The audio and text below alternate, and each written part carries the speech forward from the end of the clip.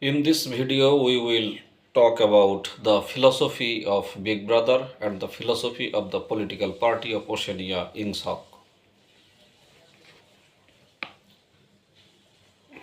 How does one assert, but before knowing the philosophy of Big Brother, we should know a question.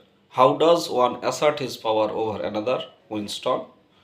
Winston thought, by making him suffer, he said. Exactly, by making him suffer. Obedience is not enough. Unless he is suffering, how can you be sure that he is obeying your will and not his own? Power is in inflicting pain and humiliation. Power is in tearing human minds to pieces and putting them together again in new shapes of your own choosing. Do you begin to see then what kind of world we are creating? It is the exact opposite of the stupid hedonistic utopias that the old reformers imagined.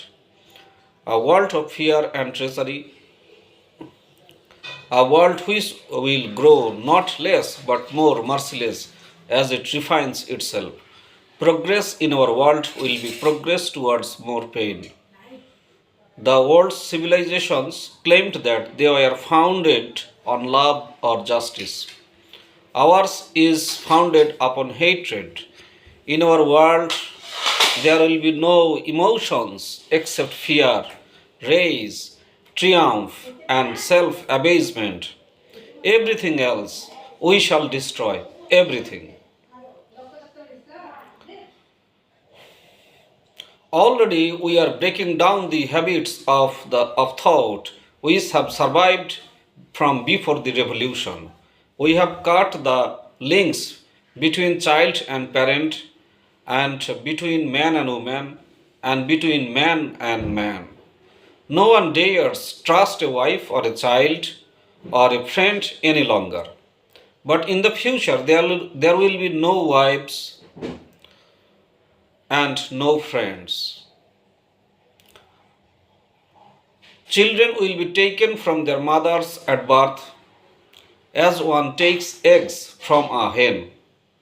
The sex instinct will be eradicated. Procreation will be an annual formality, like the renewal of a ration card. We shall abolish the orgasm. Our neurologists are at work upon it now. There will be no loyalty except loyalty towards Big Brother.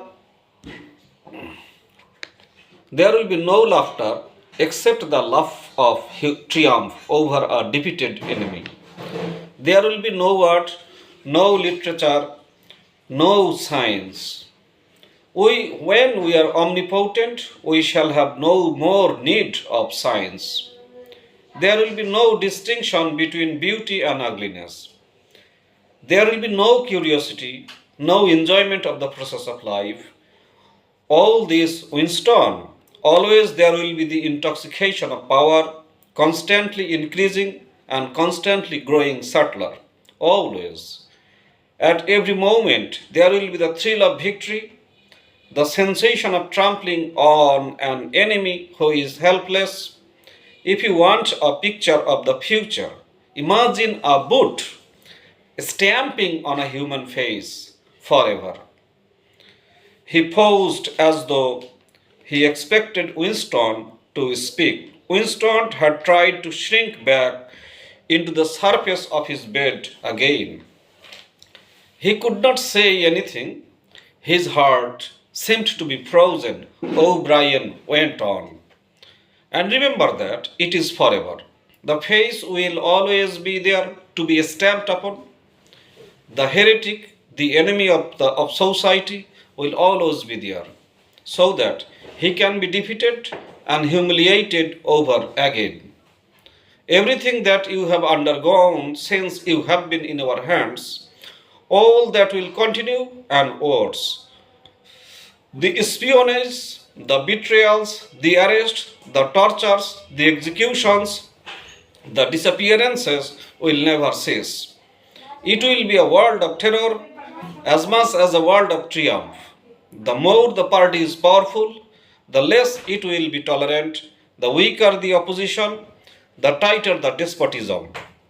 Goldstein and his heresies will live forever. Every day, at every moment, they will be defeated, discredited, ridiculed, spat upon, and yet they will always survive. This drama that I have played out with you during 7 years will be played out over and over again, generation after generation, always in subtler forms. And always we shall have the heretic here at our mercy, screaming with pain, broken up, contemptible, and in the end utterly penitent, saved from himself, crawling to our feet of his own accord. That is victory. That is the world that we are preparing, Winston. A world of victory after victory, triumph after triumph after triumph, and endless pressing upon the nerve of power. You are beginning, I can see, to realize what the world will be like. But in the end, you will do more than understand it. You will accept it, welcome it, become part of it. Winston had recovered himself.